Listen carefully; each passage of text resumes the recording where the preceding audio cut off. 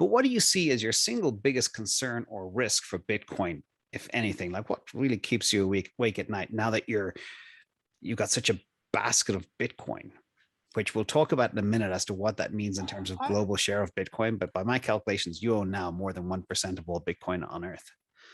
I think Bitcoin's crossed the event horizon, so it's going to be successful. Um, and I think that in the near term, I mean, the only mistake you can make is get levered 20 to 1 long with a forced liquidation on volatility, right? Yeah. If you if you have some kind of extremely levered position and you could be forced liquidated, maybe you have a problem. But if you have permanent capital, then the real question is just at what rate is it going to move up and what kind of volatility will we have?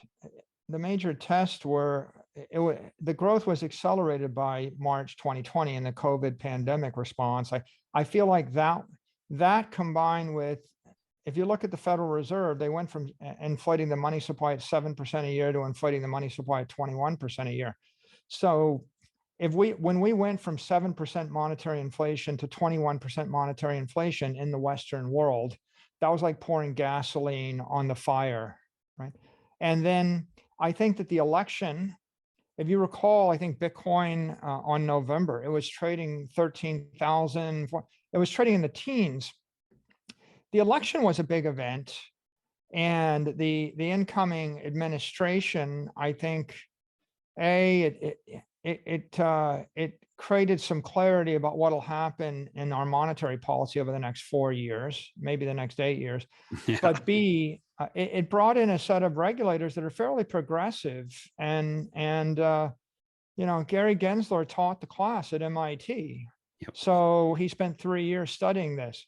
And if you parse all the testimony of Janet Yellen and Gary Gensler, your conclusion is that election brought in a progressive set of regulators that view Satoshi's innovation as real, and that think that Bitcoin is a key platform upon which to build a 21st century economy. And then the third maturing event is the China crackdown, because the major FUD was, well, China controls the majority of the hash rate, and maybe this is a Chinese thing. And since China and the US are kind of at odds over geopolitical agendas, then do we trust it? And the Chinese, if they control 50% or more of the mining industry, that was a $20 billion a year industry. They had half of it, and it was doubling every year. And they unilaterally exited the entire market, which meant that all the mining rigs got shipped to the West. Or The Kazakhstan. beneficiaries were well-capitalized North American Bitcoin miners. All the Chinese holders dumped their Bitcoin. We picked up $500 million of Bitcoin in the mid 30s, another $450 million of Bitcoin in the mid 40s.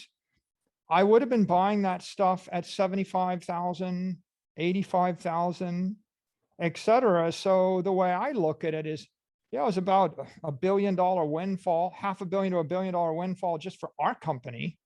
It was a mega windfall, a $10 billion X, 20, 50, $100 billion windfall for Bitcoin miners in North America.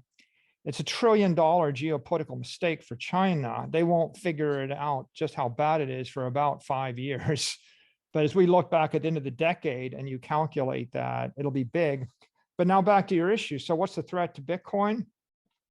Well, Bitcoin survived the pandemic. It institutionalized. When MicroStrategy bought Bitcoin, there were no publicly traded companies holding it. Now you have Square and Tesla and Marathon and MicroStrategy and 24 other companies and 12 public Bitcoin miners and ETFs. Okay, so it institutionalized, it nationalized, it westernized, right? You have a world of 6 billion people relying upon the Western technology stack, which is the English language, the US currency, Western law, Google, Apple, Amazon, Facebook, Bitcoin, Twitter. And then you have the Eastern Bloc, which sits on the Chinese language, the CNY, and the stack of Chinese technology companies and the like. And you can see that power dynamic. And it was very important that Bitcoin slide in as the monetary protocol for the West and not be deemed as the monetary protocol for the East. Yeah. It's funny because I always have a theory that, you know, nearly leaning into things like possible black swan events. I believe that if there is a World War III, heaven forbid there is, but if there is, it's going to be digital in nature. And there's going to be three underpinnings of that World War III, three currencies. There's going to be the dollar, reserve currency of the world. It's going to be the digital yuan, and then Bitcoin. So how have you ever thought about the geopolitical nature of how this could all shake out with these underpinnings and Uh, weaving in a black swan potential? I think that that Bitcoin is like that universal digital property, right? And I do agree. If you look at the future of the world and how the mobile wave plays out, after we finish uploading our photos and our relationships and our documents and our books and our videos and our whatevers to our phones, we upload our money. And you'll have 8 billion people on the planet, and you'll have 8 billion digital wallets, and they'll be sitting on Android and iOS, and maybe there'll be, a Chinese operating system.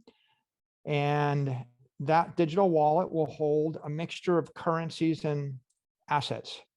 And or you can call them currencies and properties if you wish, but the strongest currency will be the US dollar, and then the CNY, and then and then you'll have maybe a dozen, 2 dozen, the yen, the euro. If you have a strong government, wherever there's a strong governmental influence, they will dictate a currency, which will be the medium of exchange, because you're going to use to pay your taxes, and it'll be the stable coin, if you will.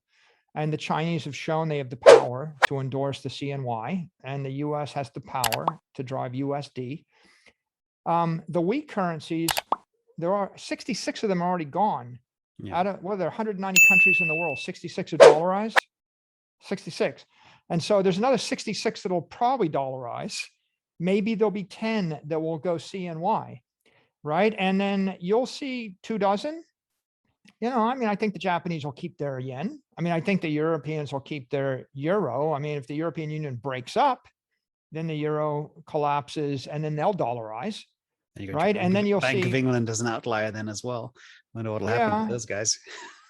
And Venezuela, they've already lost. No one takes the Bolivar seriously. So imagine you live in Argentina. You've got like the peso for when the government says you got to pay it. You've got the dollar for when you want to buy anything internationally, and then you've got the Bitcoin. And if I was smart, I would have 1 month of expenses in the strongest currency, 1 day of expenses in the weakest currency, and the rest of my life savings in the asset. And Bitcoin is the strongest asset.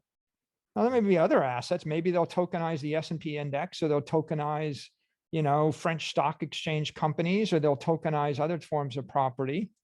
But I think what's pretty clear is, for the 6 billion people in the Western world, the dollar will rise to the top as the medium of exchange, and the Bitcoin will rise to the top as the store of value. And it's a logical stable point, because you can trade dollars with anybody in the world. Everybody's built dollars into their retail systems, and there's no taxable event.